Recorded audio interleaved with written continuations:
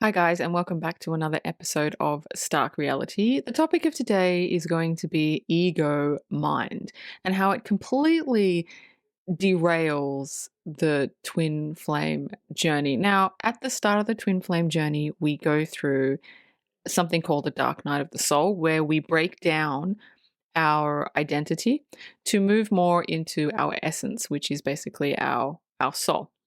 And we break down the ego as well, but we don't break it down all the way because we still need the ego. It's just that we kind of tame it. We become its master.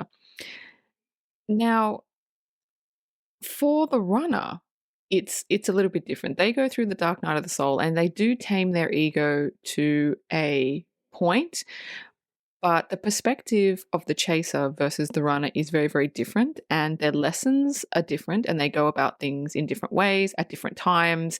And so it's all kind of jumbled up until you reach union. Now, the runner's ego basically rules them, and they have a harder time taming it than we do. Like I said, different lessons at different times. So, for example, if we tame our ego, if the chasers like me, if we tame our ego at the beginning, they will probably have to tame their ego at the end. They'll have to do it at some point. But what the ego is, and I want to explain a little bit about what the ego actually does to derail the twin flame journey and anything. I mean, this goes for basically anybody's ego that gets in the way. Your ego feeds your fears. So, for example, if you're walking along in the forest and you come towards a little waterfall, 2 feet, 3 feet, like a little baby waterfall. Well, what your ego does and what your fear does is it makes you see a 200-foot waterfall when it's only 2 feet. It does that because it doesn't want you to cross. It doesn't want you to cross the river. Why doesn't it want you to cross the river? Because your ego keeps you bound into a comfort zone. Your ego is there for the safety aspect. It's there to keep you safe. It's there to keep you in a comfort zone. It doesn't like change. The one thing that the ego hates more than anything is change. Whether it's good change or bad change, this is what people don't understand. They think, oh, my ego is protecting me from someone that's going to hurt me, or it's protecting me for something that's going to go bad. No, your ego doesn't know the difference between positive and negative, good and bad. It doesn't. All it sees is this is going to change. This is going to change this person's life. This is going to change where this person is going. Red flag, 200-foot waterfall. You don't want to cross. You don't want to cross. You don't want to cross. This is what it does. It has no concept of what it is, good or bad. Your ego only sees change bad. Change is bad. And this is where it messes up the runner. Because as soon as the runner steps into their power and goes, okay, I'm going to do this, the ego steps in and goes, we're not going to do this. Because when the runner actually gets to the point where they want to communicate with the chaser, that's a big deal. That's a huge deal, because that means that change is coming. That means that literally everything is going to change for them and for you. And this is when the ego goes, you're not going to do that, because like I said, it doesn't matter that this beautiful love story is about to enter your life. It doesn't matter that you're going to be the happiest you've ever been. It doesn't matter this is your soulmate. This is the one. I'm going to have a beautiful future. No, the ego doesn't see that. All it sees is change bad. It wants to keep you in that toxic cycle that you've been in. That's why people, not necessarily twins, but everybody, that's why people keep dating the same people. Your ego doesn't want you to date someone else, doesn't want you to be with someone else that's different, because that means that there's a change. They don't want that. Like I said, ego doesn't know the difference between good and bad. It wants to keep you in the same old comfort zone. So where the runner is concerned, as soon as they go to make that leap off the waterfall, their ego comes in and goes, 200-foot waterfall, you're not going to make it. Is it really worth the risk? When really You're looking at a waterfall that's about 2-3 feet, but the ego manifests the fears and says, this is not good, red flag, red flag, red flag, bad. This is all from the ego. And people think the ego is trying to protect you. Yes, to a point, but not when it stops you from living your life, not when it stops you from moving forward. And this is not just a twin thing. This is an everything thing. So remember, the ego keeps you trapped in fear. It keeps you trapped in your comfort zone. It keeps you trapped in those toxic cycles that you are used to, because it does not want change. It does not like change. And the runner's job is to break out of that cycle and to start listening to their souls. Now, for the chaser, in the beginning of the journey, this is what we learned. Now, for the runner, I think it's more so towards the end of the journey that they learn, because all the fears start manifesting, or the ego jumps in and goes, this is not a good idea, red flag, red flag, red flag. And what the runner needs to do is they need to learn to listen to their heart. And they need to learn, and this is something that I do, especially when I do meditations, because the ego, as much as the chasers like me can tame the ego still pokes its little head in. So when I do a meditation and when I want to know the absolute truth, whether it's positive or negative in my mind, and I can feel my ego intruding, in being intrusive, poking its head in, showing me stuff or telling me stuff that is not true, the first thing I always do is I say, ego, step to the side. And what I actually do is I visualize, I take my ego, which looks like me, it's just a clone of me. I take my ego and I throw it into a jail cell, and I close the jail cell and I throw away the key and I say, stay. And then I say to my spirit guides and my higher self, I say, spirit guides, higher self, you have complete control and complete permission over this meditation to show me what it is that I need to see. Then I know that whatever I am told, whatever information I get, whatever they show me is complete and utter truth.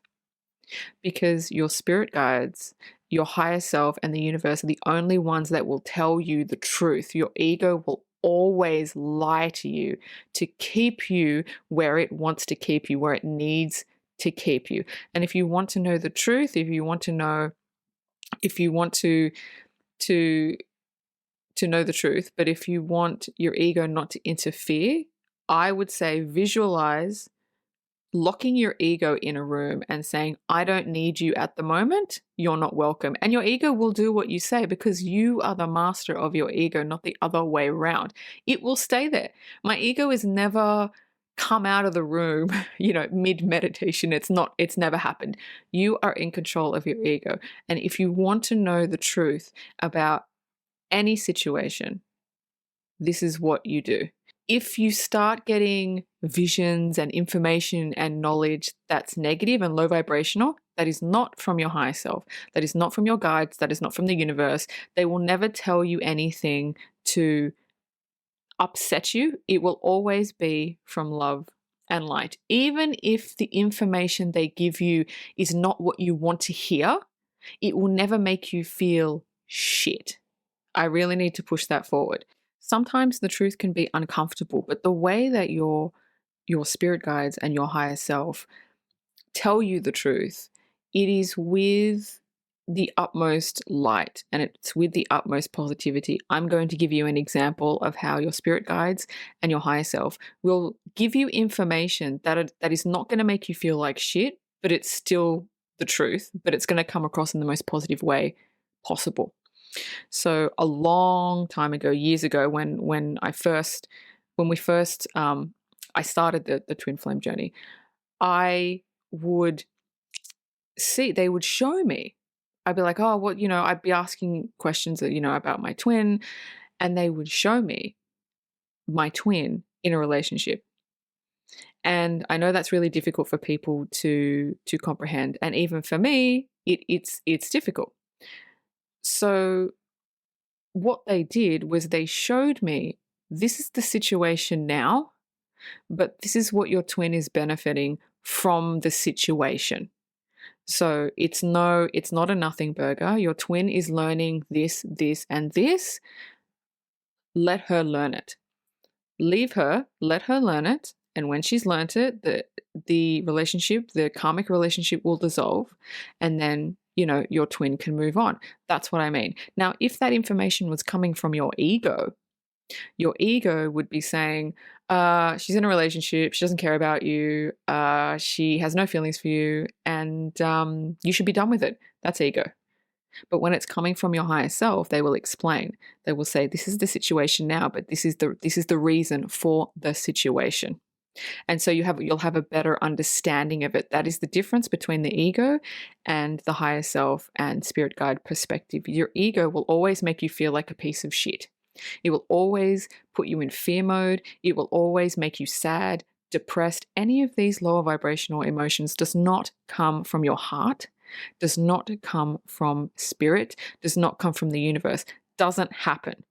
So anytime you feel that way in a meditation, it is not from your guides or your higher self. It is from your ego. And what the runner needs to do, they need to pull out of their ego and understand that any information that is depressing, sad, anxiety inducing, panic inducing, this is not from the heart.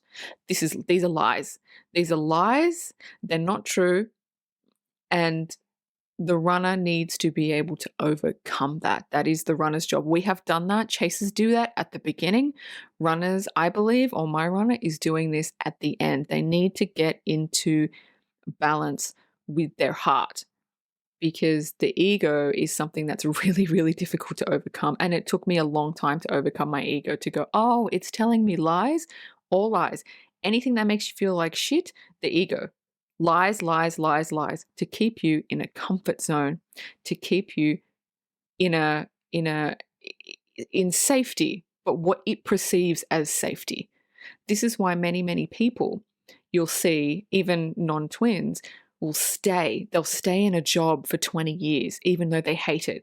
They'll live in a place their whole life, even though they hate it, because their ego doesn't want them to move, doesn't want them to progress in life, doesn't want them to meet people, likes the comfort zone, doesn't want anything to change. And that is why people do those types of things. They do it because of fear. This never comes from the heart. So the ego is difficult to tame, yes, but the runners have to do it. Otherwise, there's no getting in to union. They have to overcome it, and they have to realize that what the ego is telling them is absolutely, unequivocally not the truth. Stark Reality is a Balloonhead Productions presentation.